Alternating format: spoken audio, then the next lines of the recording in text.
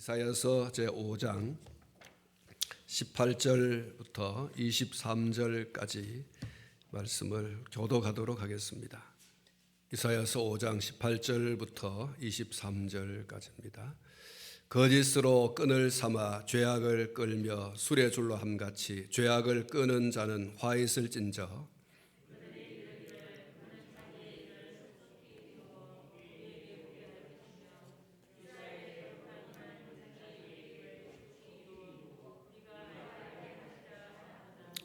악을 선하다 하며 선을 악하다 하며 흑암으로 광명을 삼으며 광명으로 흑암을 삼으며 쓴 것으로 단 것을 삼으며 단 것으로 쓴 것을 삼는 자들은 화 있을진저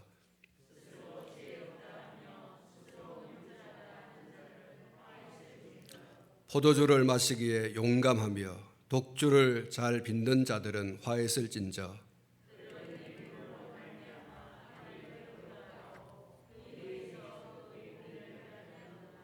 아멘.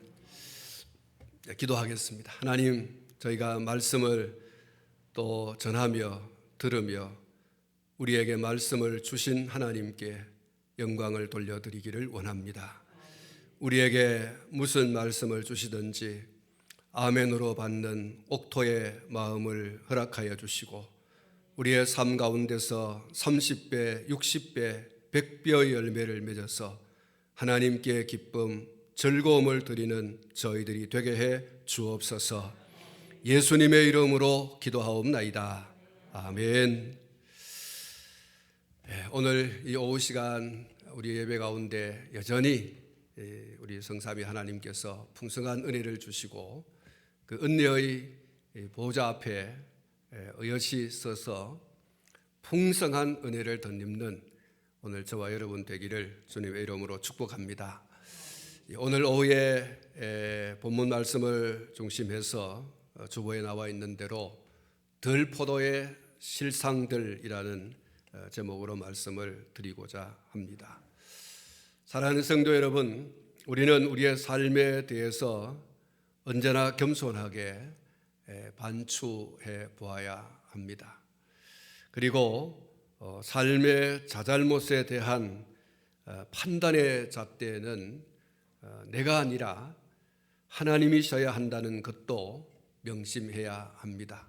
하나님이 나를 보시고 무엇이라고 하실까? 거기에 초점을 맞추어야 한다는 것입니다. 내가 혹은 사람들이 1000만 번을 잘했다, 옳다 그렇게 하더라도 하나님께서 아니다, 아니 이렇게 하시면 아무것도 아닌 것입니다. 하나님께서 원하시는 좋은 포도, 하나님께서 원하지 않는 들포도, 오늘 이 본문 말씀과 이전에 앞에 있는 말씀을 통해서 우리에게 말씀해 주고 있는데, 하나님께서 원하시는 좋은 포도는 이미 우리가 살펴본 대로 공의와 정의라고 하는 것을 살펴보았습니다. 그 하나님의 원하시는 공의와 정의, 좋은 열매를 우리는 우리의 삶의 현장 가운데서 나타내야 하고 또 그것을 통해서 하나님의 이름을 영광스럽게 해야 할 줄로 믿습니다. 하나님을 기쁘시게 즐겁게 하는 것일 뿐만 아니라 하나님의 이름을 영광스럽게 해야 할 그런 사명이 성도에게 있다라고 하는 것이죠. 16절 말씀을 보시면 이런 말씀이 있습니다. 오직 만군의 여호와는 정의로우심으로 높임을 받으시며 거룩하신 하나님은 공의로우심으로 거룩하다 일컬음을 받으시리니 라고 했습니다. 사랑하는 성도 여러분, 오늘 저와 여러분들의 삶 가운데서 공의의 열매를 맺고 정의의 열매를 맺어서 과연 하나님은 공의로우신 분이시구나, 과연 하나님은 정의로우신 분이시구나, 그것을 우리가 나타내 보여주어야 한다는 것입니다. 하나님이 그것을 얼마나 좋아하시는지, 그것을 좋은 열매 이렇게 말씀하시는 것이죠. 하나님의 백성들이 그들의 삶 가운데서 나타내야 할 열매, 공의와 정의를 물같이 하수같이 흐르게 하는 것입니다. 이것을 통해서 하나님을 알지 못하는 사람들, 또 심지어 하나님을 안다고 하는 사람들에게서까지라도 환호성을 터뜨릴 수 있도록, 다시 말하면 살만한 세상이구나, 행복한 그런 세상이구나, 이렇게 말할 수 있도록 해야 한다는 것이죠. 사랑하는 성도 여러분, 그런데 하나님이 원하지 않는 들포도가 또한 있다고 했습니다. 그것은 우리가 이미 앞에서도 살펴보았습니다마는 그 실상이 얼마나 하나님을 속상하게 하는지, 얼마나 하나님을 노하게 하는 것인지를 이미 우리가 살펴본 바도 있고, 또 오늘 이 본문 말씀에 다시 말씀해 주고 있습니다. 이미 우리가 살펴본 말씀 가운데 그 첫 번째 이 들포도의 실상이 끝없는 탐심, 탐욕이라고 말씀을 하고 있습니다. 끝없는 탐심, 탐욕, 욕망, 그리고 특별히 그것이 사회적 약자에 속한 자들의 것을 빼앗아서 자기의 것으로 삼는, 자기의 부를 축적하는 바로 그런 부조리를 지적하고 있는 것이죠. 둘째는 먹고 마시며 연락에 빠지는 것이라고 했습니다. 특별히 하나님께서 그들을 위해서 행하신 놀라운 구원의 은혜를 잊어버리고 그들 주변에 줄이고 목마른 사람들, 억눌린 사람들, 그들이 즐비한 가운데 나 몰라라 하고 호화호식하면서 연락에 빠지는 것입니다. 하나님께서 우리에게 무엇인가를 더 준 것이 있다고 하면 그것은 하나님의 이름으로 우리 주변에 가지고 있지 않는 사람들, 누리고 있지 못하는 이런 사람들과 나누어라고 주는 것이지 않겠습니까? 그것을 통해서 그 사람들이 환호성을 지를 수 있도록, 세상이 정말 그래도 살만하다, 이렇게 할 수 있도록 하라는 것이죠. 하나님께서 지적하고 있는 이 들포도가 어떤 것입니까? 나만 잘 먹고 잘 입고 잘 마시고 누리고 살면 되는 것이지 이웃을 돌아볼 필요가 뭐가 있냐고, 이웃에 줄이고 목마르고 헐벗고 죽어가는 사람이 있음에도 불구하고 그것에 대하여 관심 없어요. 성경에 나오는 여리고로 가다가 강도 만난 사람의 모습 이야기가 있지 않습니까? 예수님께서는 누가 진정한 저의 친구인가? 그를 돌봐주는 자라고 했지 않습니까? 가진 것이 다 허비된다 할지라도 그 사람을 돌봐주는 사람, 이게 진정한 이웃이라고 그렇게 말씀해 주었습니다. 이웃이 죽든지 살든지 나는 관심 없어, 내가 잘 먹고 잘 입고 잘 마시면 되지, 이게 하나님께서 지적하고 있는 바로 하나님의 백성들이라고 하는 사람들 가운데서 맺혀진 열매, 들포도라고 말씀하고 있는 것입니다. 그리고 세 번째가 오늘 18절 말씀에 기록이 되어 있습니다. 거짓으로 끈을 삼아 죄악을 끌며 술의 줄로 함같이 죄악을 끄는 자는 화 있을진저라고 했습니다. 이 18절 말씀은 온갖 거짓말로 죄악을 짓고 그 죄를 짓는 것에서 그치지 않고 그것을 합리화하고 그것을 합법화하는 데 문제가 있다는 것입니다. 죄를 분명히 짓습니다. 그런데 그 죄가 아니라고 그렇게 합법화하고 합리화하고 그렇게 밀어붙이는 것이죠. 아주 죄와 밀착되어져 있는 그 모양새를 오늘 이 18절이 고발하는 것입니다. 하나님의 백성들이라고 하면서도 그 살아가는 삶의 현장 속에서 온갖 거짓말을 하고 그 거짓말을 통해서 죄를 짓고 그 죄를 짓는 데서 그치지 않고 그 죄가 죄라고 말하지 않고 그것을 합리화하고 합법화하고 그래서 내가 무슨 죄를 졌다고 이렇게 얘기한다는 것입니다. 죄가 그 사람들의 삶 가운데서 너무 익숙한 것이 되어져 버려가지고 죄를 지으면서도 죄인 줄을 알지 못해요. 그리고 그것을 매우 합리화하면서 그것을 죄가 아닌 것처럼 그렇게 만들어버린다고 하는 것이죠. 그 고리가 얼마나 질긴 것인지 수레를 끄는 줄이라고 표현을 하고 있지 않습니까? 수레를 끌 만큼 견고한, 수레를 끌을 수 있는 정도의 줄, 앞에 말이 달리고 수레가 있고 말과 수레 사이에 연결하는 줄. 그래서 말이 달리면서 그 수레를 너끈히 끌어내는 그 무거운 수레, 그 무슨 짐을 실었든지 사람이 탔든지 하여튼 그 무거운 수레를 끌어도 괜찮는 줄. 하나님의 백성들이라고 하면서 그들의 삶 가운데서 바로 이 죄의 고리가 얼마나 견고한지 그것을 끊어낼 힘도 없고 끊어내려고 하지도 않고, 그러면서 그 죄의 고리를 계속해서 늘려가고 또 그것을 동아줄처럼 튼튼하게 하는 그런 모습을 18절이 이야기하고 있는 것입니다.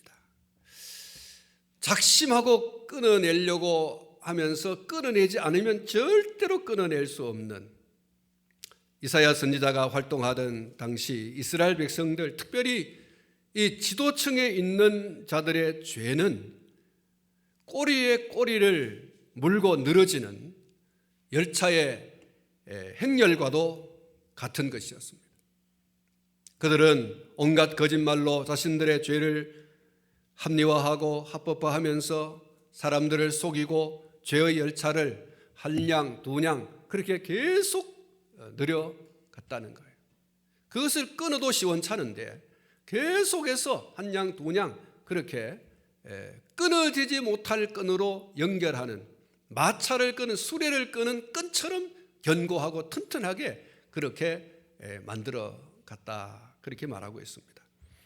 능숙하고 자연스럽게 그리고 담대하게 죄의 양을 늘려간 것입니다. 사랑하는 성도 여러분, 거짓말은 하면 할수록 는다 그러지 않습니까?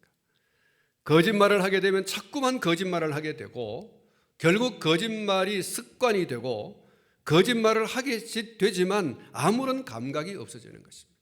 이게 죄인가 죄가 아닌가, 자기 스스로를 도저히 구분하지 못하는, 죄를 너무 익숙하게, 이 거짓말을 너무 익숙하게 하다 보면 그게 죄인지 죄가 아닌지 모른다는 것입니다. 이런 글이 있습니다. 조금 깁니다만은 소개하면 이런 글입니다. 나는 멋진 인간이 되지는 못할 망정 쪽팔리게는 살고 싶지 않다. 거짓말은 참 쉽다. 당장 나의 허물을 가려주고 고고한 선비처럼 기품 있게 보일 수 있고 그럴듯한 좋은 포장지는 될 수 있다. 물론 내용물은 부끄러워서 썩어가고 있지만 거짓말하는 사람들의 심리는 자기를 숨기는 것이다. 또한 타인을 숨기는 것이다. 그것이 주요한 특징이자 행동이다.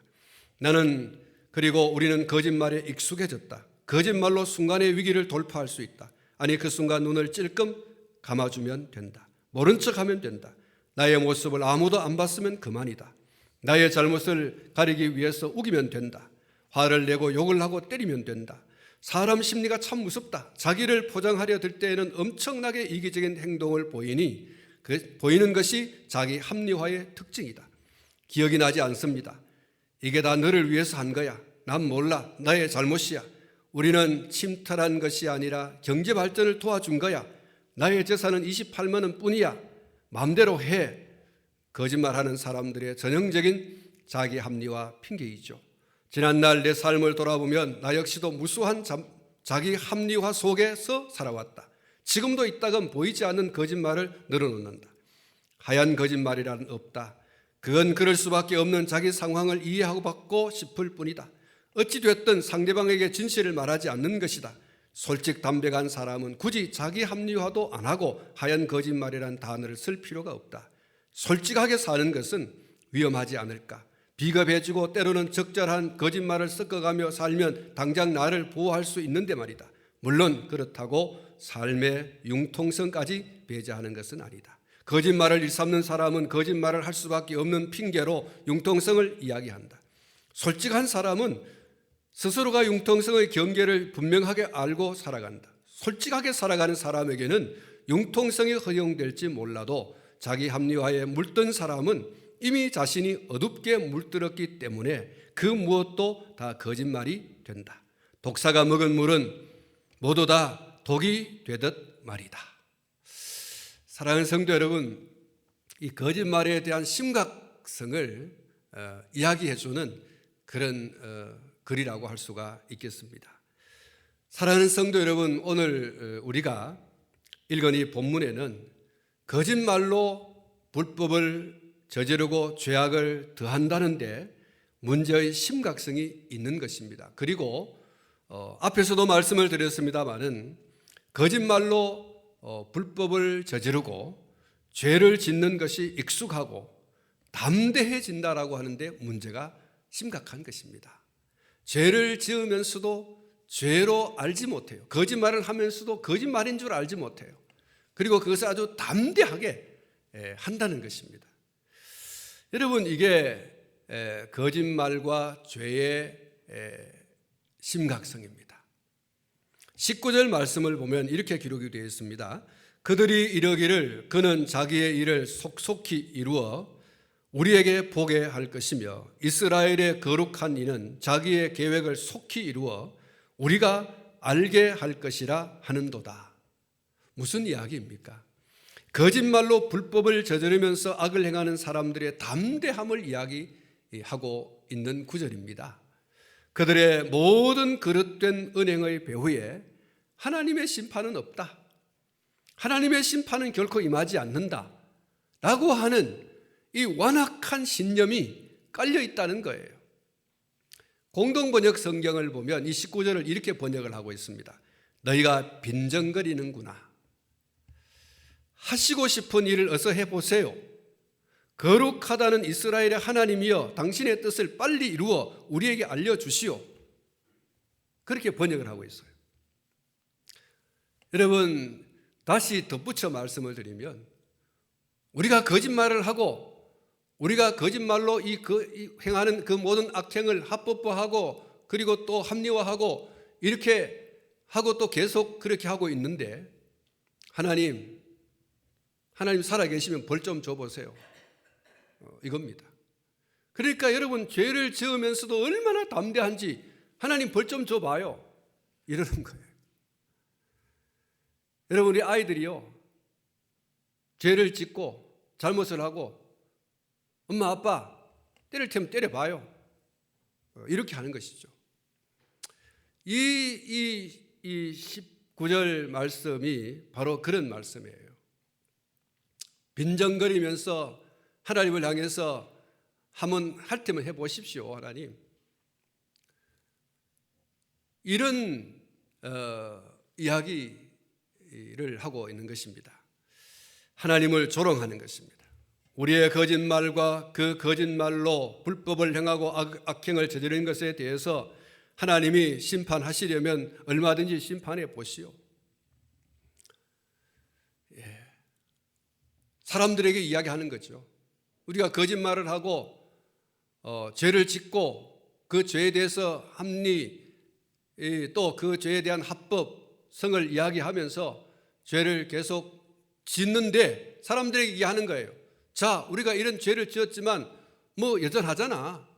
어제도 괜찮고 오늘도 괜찮고 괜찮잖아. 이렇게 얘기하는 것입니다. 하나님은 심판 안 해.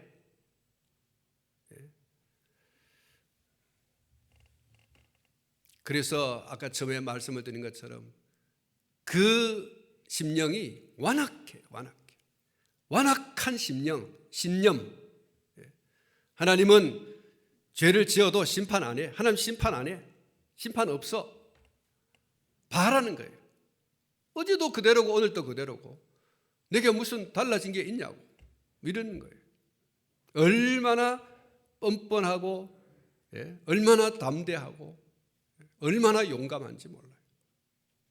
완악한 심령이에요. 베드로후서 3장 3절부터 5절에 이런 말씀이 있습니다. 먼저 이것을 알지니 말세에 조롱하는 자들이 와서 자기의 정욕을 따라 행하며 조롱하여 이르되 주께서 강림하신다는 약속이 어디 있느냐. 조상들이 잔 후로부터 만물이 처음 창조할 때와 같이 그냥 있다 하니 이는 하늘이 옛적부터 있는 것과 땅이 물에서 나와 물로 성립된 것도 하나님의 말씀으로 된 것을 그들이 일부러 잊으려 함이로다. 사랑하는 성도 여러분, 교회에서 무슨 재림 얘기하고 예수님 재림 얘기하고 하나님의 심판, 종말 얘기하면 사람들이 그럽니다. 아니 세상이 뭐 옛날부터 지금까지 그대로인데 맨날 뭐 말세라 그러고 예수님 재림한다 그러고 그러는데도 아직도 뭐 예수님 재림도 안 하고 아직도 세상 종말은 아니고 그런데 무슨 그리 소리 하냐고. 오히려 이 재림과 종말에 대해서 증가하는 사람들, 이야기하는 사람들, 성경에 대해서 조롱하는 사람들이 있다는 거예요. 여전히 그대로지 않느냐. 주께서 강림하신다는 약속이 어디 있느냐. 조상들이 잔 후로부터 만물이 처음 창조할 때와 같이 그냥 있지 않느냐. 이렇게 얘기한다. 여러분, 이 베드로후서 3장 3절부터 5절에 나오는 이 사람들과 또 이 오늘 우리가 읽은 이사야서 5장 19절에 나오고 있는 이 사람들하고 똑같은 사람들이에요. 내가 어제 죄를 지었는데도 어제 아무런 일이 없었고 오늘 또 아무 일도 일어나지 않지 않느냐. 그러니 하나님의 심판이라고 하는 얘기하지 말라는 거예요. 그러면서 하나님 정말 심판하시렵니까? 그러면 한번 해보세요. 누가 심판 얘기하면 그런 소리 하지 말라고. 아무 일도 없어. 이러면서 아주 담대하게 자기 지은 죄에 대해서 또 그 거짓말한 것에 대해서 감각이 없어요. 하나님에 대한 이런 아주 신성모독적인 발언들을 아주 쉽게 그렇게 하고 있는 것입니다. 사랑하는 성도 여러분, 거짓말로 불법을 저지르고 악행을 일삼는 자들에 대한 하나님의 심판은 반드시 있습니다. 할렐루야, 믿으시길 바랍니다. 그런데 왜 시행하지 않는가? 그런데 왜 당장 시행하지 않는가? 도둑질하고 살인하고 간음하고 뭐 남의 것을 탐내가지고 무슨 취하고 말이죠. 이렇게 하면 하나님께서 즉각 그 자리에서 벼락을 내려가지고 하늘 천사를 보내가지고 막 심판의 칼을 장자의 죽음처럼 막 그냥 밤에 확 쓸어버려야 될 텐데 왜 그냥 놔두시냐? 그러니까 사람들이 담대해지는 거죠. 괜찮잖아. 그러면서 아주 사람들이 담대해가지고 하나님의 심판은 없다는 거예요. 여러분, 베드로후서 3장 9절에 이렇게 말씀하고 있습니다. 주의 약속은 어떤 이들이 더디다고 생각하는 것 같이 더딘 것이 아니라 오직 주께서는 너희를 대하여 오래 참으사 아무도 멸망하지 아니하고 다 회개하기에 이르기를 원하시느니라. 할렐루야. 주의 강림, 예수님의 재림 왜 당장 안 이루어지는가? 베드로 사도가 그렇게 말하고 있는 것이죠. 너희를 대하여 오래 참으사 아무도 멸망하지 아니하고 다 회개하게 이르기를 원하느니라. 하나님은 온 세상 사람들이 다 구원받기를 바라요. 그게 하나님의 마음이에요. 예수님의 재림이 오늘이라도 얼마든지 성취될 수 있고 오늘 아니 내일이라도 예수님의 재림은 이루어질 수 있는 하나님의 약속입니다. 그런데 왜 안 되나? 왜 지금 당장 안 이루어지시는가? 이 베드로후서 9장 3장 9절이 그 답을 이야기하고 있습니다. 하나님이 오래 참으시는 거예요. 회개하고 구원에 이르기를 원하고 계신 하나님의 그 참으시는 마음이 있어서 그렇지 하나님이 못하셔서 하는 게 아니라는 거예요. 하나님께서 거짓말로 불법을 저지르고 악행하는 자들을 그 즉시로 심판하지 않으신 이유는 그들이 그 죄를 깨닫고 회개하고 멸망에 이르지 않도록 오래 참으시는 중이라는 것입니다. 한번 따라 하십시다. 오래 참으시는 중. 그렇습니다. 하나님께서 이 간판을 내거시는 겁니다. 간판을 거시는. 오래 참는 중이다. 식사 중, 휴식 중이라는 것처럼 오래 참으시는 중이다. 근데 참는 중이다 알았나? 그렇게 말씀하시는 거예요. 그래서 하나님께서 심판을 유예하시는 것이지, 유예하시는 것이지, 언제든지 하나님께서는 시행할 수 있는 거예요. 사랑하는 성도 여러분, 여러분이 거짓말을 통해서 불법을 저질렀고 죄를 지었습니다. 그런데 아무 일도 소위 즉각적인 하나님의 심판이 없다고 해서 심판이 없는 것이 아니라고 하는 사실을 알고 절대 안심하지 않기를 바랍니다. 괜찮네. 그러고 안심하지 말라는 거예요.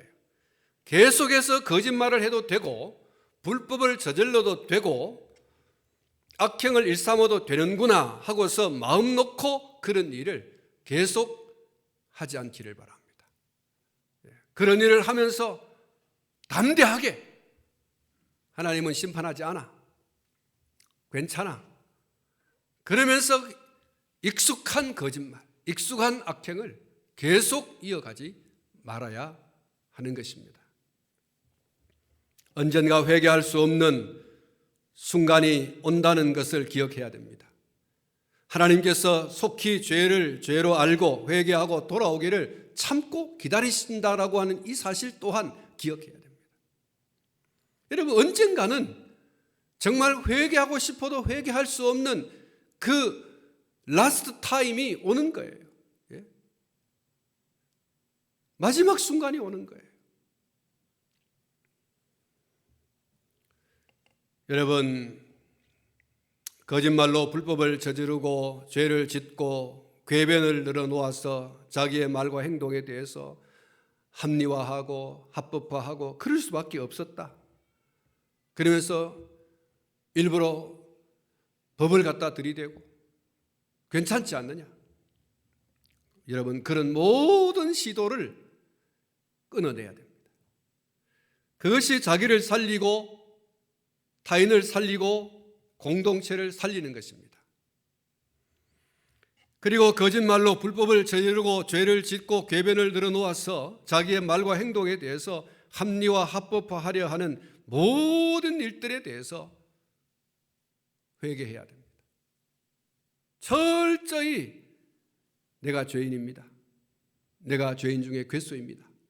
하고서 그것을 빨리 토설해내고 하나님의 긍휼을 바라봐야 됩니다. 그것이 하나님의 무한 자비를 덧입는 비결이 될 줄로 믿습니다. 여러분, 회개는 빠르면 빠를수록 좋아요. 지체할 이유가 하나도 없어요. 감춰둘 이유가 한 개도 없어요. 빠를수록 좋다. 한번 따라 합시다. 회개는 빠르면 빠를수록 좋다. 그렇습니다. 여러분, 회개는요, 죄를 지은 것에 대한 그 자백은 빠르면 빠를수록 좋아요. 빨리 죄에서 자유, 해방을 얻어야 되지 않습니까? 죄를 사죄의 은총을 입은 자의 기쁨과 즐거움을 빨리 누려야 되지 않습니까? 그래서 회개는 빠르면 빠를수록 좋다 하는 것입니다. 죄의 고리는 속히 끊어내요. 속히 끊어야 돼요. 한 번만 딱 한 번만 더 하고, 아니요, 지금 끊어내야 됩니다. 아니, 그거 하지 않으면 안 될 것 같은데, 여러분, 그 달콤함, 그 매력적인 것에 속아 넘어가지 마시기 바랍니다.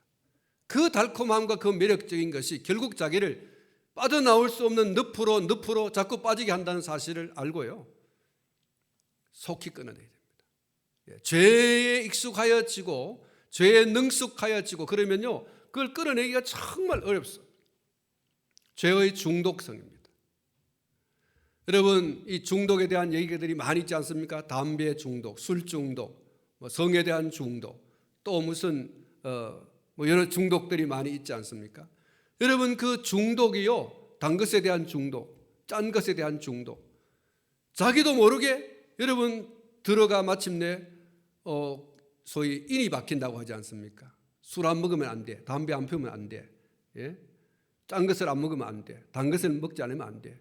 여러분 그게 얼마나 자기 몸을 해치는 것이고 자기를 상하게 하는 것인지 모릅니다. 여러분 죄에 대한 중독성도 그래요.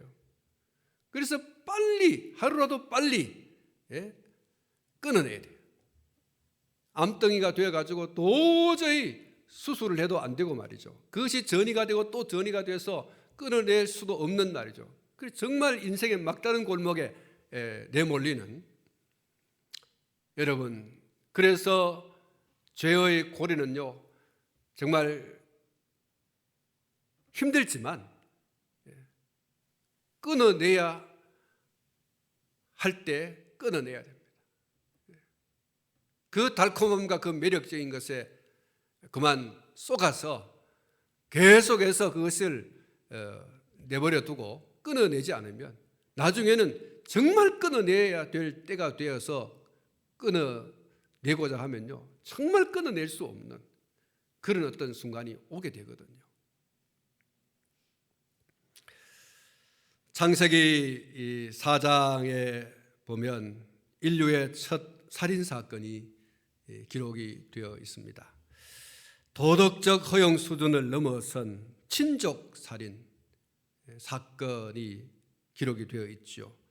그 내용이 이렇습니다. 여러분 잘 알고 계시지만 아담과 하와가 동침하여서 가인과 아벨을 낳습니다. 형제를 낳죠. 그들은 장성해서 형 가인은 농부가 되고 동생 아벨은 양치는 자가 되어지죠.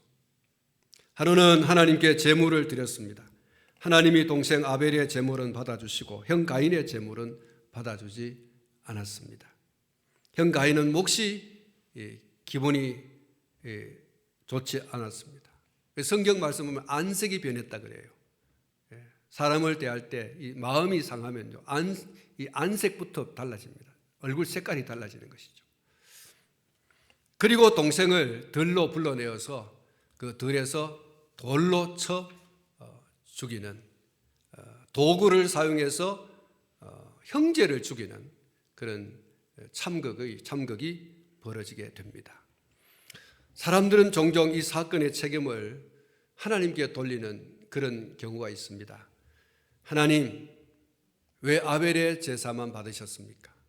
가인의 제사도 똑같이 받으시지요. 그러면 그런 참극이 벌어졌겠습니까?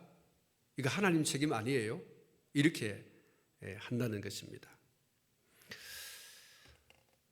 신약 성경 히브리서 11장 4절에 보면은 하나님이 아벨의 제물만 받아준 이유를 예물 때문이다 그렇게 말씀을 하고 있죠. 아담과 하와의 범죄 이후에 사람은 누군가의 희생 없이는 하나님께 바로 나아가지 못하는 그런 존재가 되어버렸습니다. 그래서 짐승의 희생을 통해서 하나님께 나아갈 수 있도록 그렇게 하신 건데 아벨은 그것을 기억하고 제사를 드린 것이고 가인은 그렇지 않은 것이죠. 하나님은 가인이 자기 동생인 아벨을 죽이기 전에 아벨의 분함을 아시고 이렇게 말씀을 하시죠. 죄가 너를 원하나 너는 죄를 다스릴지니라. 죄가 너를 원하나 너는 죄를 다스릴지니라. 하나님은 하나님의 존재 여부를 부인하는 사람이라고 할지라도 사실은 마음 한켠에 존재하는 그 양심이라고 하는 기능 그것 때문에 무엇이 잘못인지 무엇을 잘하는 것인지 사실은 그것이 확실하진 않지만 희미하게나마 이렇게 알 수가 있는 것입니다. 또 하나님을 알고 성경을 읽는 사람이라고 한다면 더더욱이 그것이 더 민감하고 예민하죠. 사실 우리가 살아가면서 짓는 죄들 가운데는요 알고 짓는 죄가 너무 많습니다. 마음 가운데 이건 하면 안 되는데 이러면서도 끌려서 할 때가 너무 많아요. 그리고 그 죄와 나 사이의 합리화, 이거는 이 정도는 되는 거 아니야? 이 정도쯤은 괜찮을 거야. 하나님이 얼마나 너그러우신 분이신데 이것까지도 뭐 하나님께서 따지겠어? 이러면서 자기 하는 행위에 대하여 합리화하면서 하는 일들이 너무 많다는 것이죠. 성경을 통해서 하나님 그 죄와 나 사이의 성경을 통해서 그것이 비춰지고 성경이 아니다 하는데도 우리는 건너뛰어서 죄를 짓는 게 다반사인 것이죠. 사랑하는 성도 여러분, 죄는요 호시탐탐 우리를 노리고 있습니다. 죄는 항상 여전히 아직도 배고프다 그렇게 하고 있습니다. 그러나 하나님은 우리에게 죄의 먹이가 되지 말고 죄를 다스리라. 한번 따라하십시다. 죄를 다스리라. 그렇습니다. 하나님께서 말씀해요. 가인에게 죄를 다스려라. 죄가 네 눈앞에 있지만 너는 죄를 다스려라. 이렇게 말하고 있는 것이죠. 여러분, 오늘 저와 여러분들에게 주시는 말씀이에요.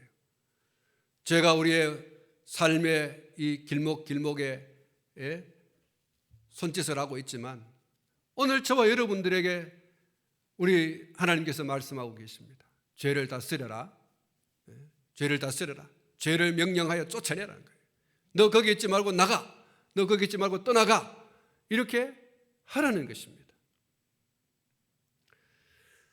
사랑하는 성도 여러분, 죄를 이길 방법이 있을까요? 인류 역사상 온전히 죄를 다스리고 죄를 이기신, 죄를 결박하신 한 분이 계시죠. 바로 예수 그리스도이십니다. 그는 죄는 없다고 말했어요.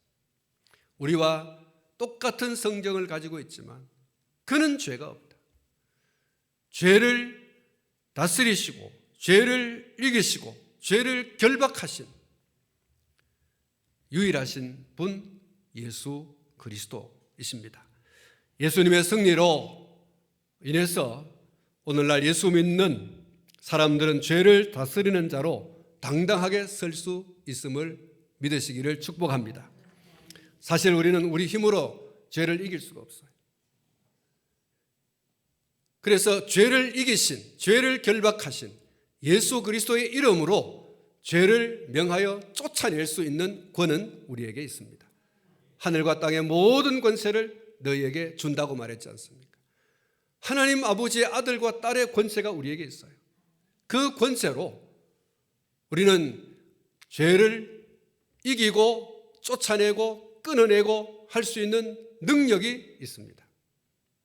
여러분 한번 따라 하십시다. 나를 쓰러뜨리기 위해서 달려오는 모든 죄악들아, 예수 그리스도의 이름으로 명하노니 떠나가라. 그렇습니다. 오늘 저와 여러분들이 명령하셔야 됩니다. 우리 이름이 아니라 다른 사람의 이름이 아니라 예수 그리스도의 이름, 죄를 이기시고 죄를 결박하시고 그 죄에서 자유와 해방을 주신 예수 그리스도 그 이름으로 명령하는 것입니다. 죄는 떠나갈지어다. 할렐루야. 여러분 명령하십시오. 그러면 예수 하나님께서 얼마든지 가인이 죄를 이길 수 있는, 동생을 들여서 돌로 쳐 죽이지 않아도 되는 그런 사람이 될 텐데 가인은 그러지를 못했어요. 사랑하는 성도 여러분, 죄의 생각이 일어나거든 당장의 예수 그리스도 이름으로 떠나가라고 명령하시기를 축원합니다. 그래서 여러분 오늘 저와 여러분들이 죄를 이기는 자가 되어야 되는 것입니다. 죄가 우리 앞에서 굴복하고 한 길로 왔다가 7길로 10길로 도망가게 하는 여러분 그런 예수님의 권능을 힘입은 자들로서의 승리를, 그 쾌감을 오늘 저와 여러분들이 우리의 삶 가운데서 누려야 할 줄로 믿습니다. 사랑하는 성도 여러분, 찬송가 268장에 보면 죄에서 자유를 얻게 함은 보혈의 능력, 주의 보혈, 시험을 이기고 승리하니 참 놀라운 능력이로다. 주의 보혈 능력이 있도다. 주의 피 믿으오. 주의 보혈 그 어린 양의 매우 귀중한 피로다. 할렐루야. 그렇습니다. 예수님의 보혈, 예수님의 그 존귀하신 이름, 여러분 그 이름이 우리를 모든 죄와 죄의 미혹과 유혹으로부터 이기게 하는 능력인 줄로 믿습니다. 여러분, 죄가 너의 문 앞에 있지만 너는 죄를 다스려라. 오늘 저와 여러분들에게 주신 말씀으로 알아서 여러분 늘 예수의 이름으로 죄를 이기고 승리하는 저와 여러분들 되시고요. 혹여라도 죄의 미혹과 유혹이 너무 강해서 그것이 너무 달콤하고 매력적인 것이어가지고 혹 죄를 지은 것이 있다고 하면 낙심하지 마십시오. 절망하지 마십시오. 능히 그 죄를 녹아 없어지게 할 수 있는 사죄의 은총이 예수 그리스도 안에 있음을 믿으시기를 축원합니다. 주의 보혈로 나를 정결케 해 주십시오. 그 회개라고 하는 것을 통하여서 우리의 죄를 맑게 깨끗하게 씻을 수 있는 그런 하나님의 긍휼의 보좌 앞으로, 하나님의 은총의 보좌 앞으로 오늘 저와 여러분이 나갈 수 있습니다. 때를 따라 돕는 은혜를 얻기 위하여 은혜의 보좌 앞에 담대히 나가라고 했습니다. 죄를 지었다고 할지라도, 연약하여 죄를 지었다고 하더라도 낙심할 이유가 없어요. 그 죄의 짐을 지고 십자가 갈보리 그 언덕으로, 그 아래로 여러분 나가면 얼마든지 용서된다는 사실을 기억하시기를 주님의 이름으로 축원합니다. 그리고 여러분 다시 죄의 고리를 연결하지 마십시오. 끊어내고 여러분 다시는 그 끈을 이어보려고 하지 마셔야 됩니다. 우리 하나님께서 원하지 않는 것입니다. 왜 들포도를 맺느냐? 왜? 하나님께서 좋아하지 않는 열매, 좋지 않는 열매, 그 열매가 우리의 삶 가운데서 맺혀지지 않기를 주님의 이름으로 축원합니다. 기도하겠습니다. 하나님 아버지,